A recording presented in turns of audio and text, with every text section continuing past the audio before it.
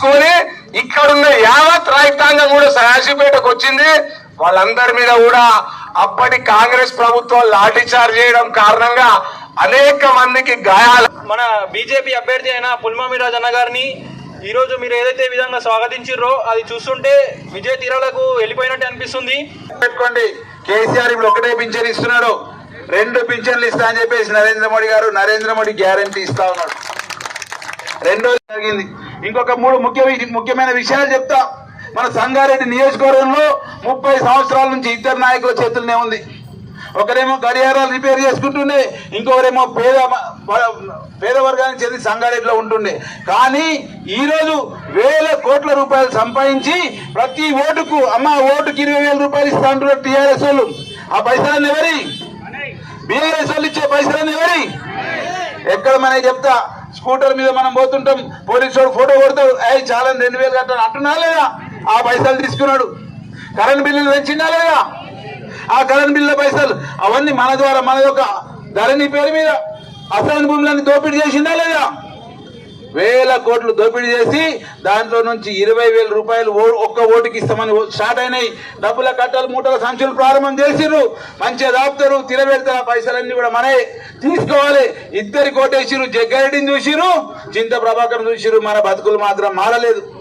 అందుకొరకు 3వ వ్యక్తికి బడుగు బలహీన వర్గాలకు సంబంధించినటువంటి ముద్దు బిడ్డ మన సదాశివపేట వాస్తవ్యుడు పులిమామి రాజు గారికి మీ యొక్క అమూల్యమైన ఓటు ఆలోచన చేసి వేసి అత్యధిక మెజారిటీతో గెలిపించాలని కోరుతా ఉన్నా.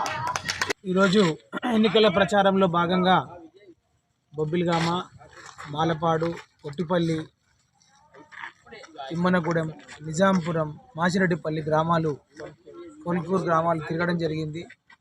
ప్రతి ఒక్కరు కూడా భారతీయ జనతా పార్టీకి బ్రహ్మరథం పడుతున్నారు. ఏ గ్రామం వెళ్ళినా పెద్ద ఎత్తున యువకులు, మహిళలు అందరూ కూడా ఘన స్వాగతం పలికి ఈసారి ఎట్టి పరిస్థితుల్లో సంగారెడ్డి గడ్డ మీద భారతీయ జనతా పార్టీ జెండా ఎగరబోతుందని అందరూ కూడా ఆశీర్వదించి పంపించినందుకు మా సదాశివపేట మండల ప్రజలందరికీ కూడా పేరు పేరున శిరస్సు వంచి పాదాభివందనాలు తెలియజేసుకుంటున్నాను.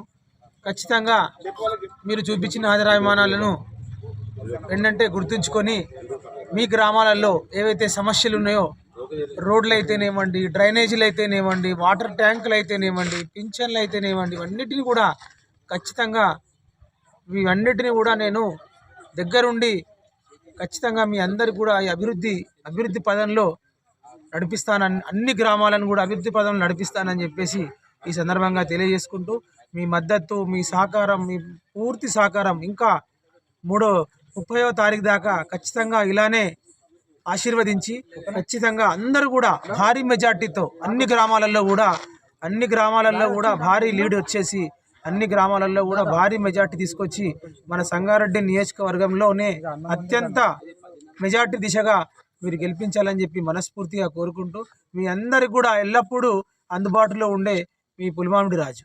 జై హింద్, జై బీజేపీ, జై కమలం పువ్వు గుర్తుకే, కమలం పువ్వు గుర్తుకే, జై హింద్, జై